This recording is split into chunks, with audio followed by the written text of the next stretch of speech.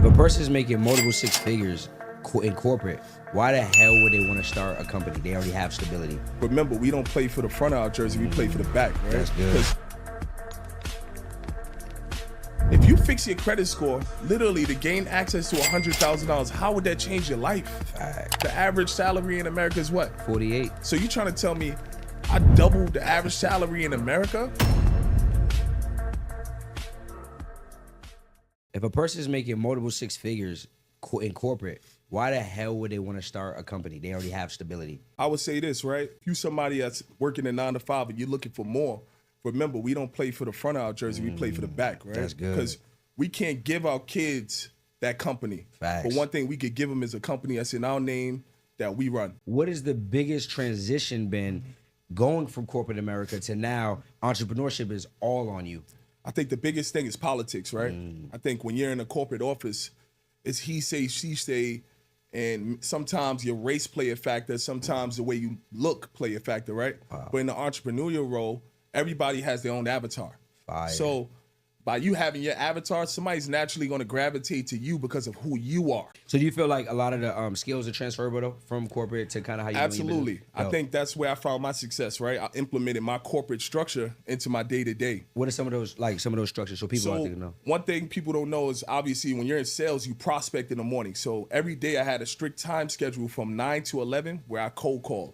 I touch bases with clients, right? After 12, I touch bases with my existing clients. Well, it's the same structure, right? So what I do is I submit offers throughout the morning, right? I'm touching bases from 9 to 11, I'm submitting offers.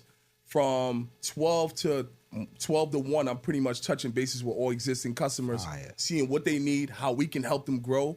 And we're not only a company who basically just help clients get funded, we provide post support. It's not that jobs are bad. Jobs are leverage, right? They allow you to build up. They allow you to have some sort of income to bet on yourself. That's one thing. And then two, I understand that jobs have transferable skills. At what point did you say, now I'm ready to leave my job and go on? Because you have a family and a lot of big responsibilities, right? So talk about that time where you said, no, this is the point that I feel like I'm ready to leave. Yeah, so the biggest defining moment was I moved to Massachusetts. I'm originally from New York City.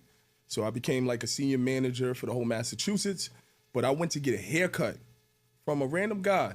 You know, I'm new to Massachusetts. I'm like, let me try this guy out. And he asked me, he was like, what do you like to do?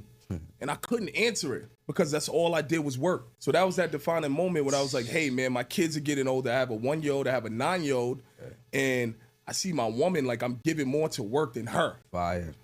And this is the woman like who basically, like she been with me from when I worked in the restaurants. Hard, that's dope. So she was with me when I was making $40,000 a year all the way up to $200K a year. Damn. So I felt like, you know, I listened to Jim Rome. He's like, work on yourself more than you work at work. That's good. That's so for good. me, that was extremely big because I was giving more to work than myself, in which it led to multiple things, right? I felt like depression. It came, you know, I gained weight because I was so focused on a job. I was putting a job first. Yep. But let me tell you, with these big corporate companies, you just a number. Like, if you pass away tomorrow, replace your ass guess what? today. They're going to replace you. That's a fact. They're going to replace you. You're just a number to these corporate companies. Now you a wizard. You out here 6 figures in 10 weeks. 6 figures in 10 weeks. Brand new business. Helping people get access to capital, right? Talk to people a little bit about that. What is it to run a funding company? What do you do? How do you help people? And what makes you different? So I like to look at myself as a relationship coach, right? I help the client build a better relationship with the banks, right? So I always tell my clients, hey, when you go to a bank, let's deposit some money. That's good. So if I come to you, do I pay you up front? Do I pay you after you give me the money? What does that process look like? So we basically take a success fee after we get the client funded. Okay. What's it?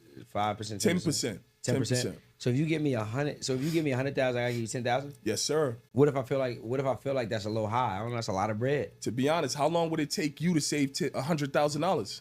So it would take you probably a couple years to save 100,000, but you're able to come to me and I can get you 100,000 within 60 days.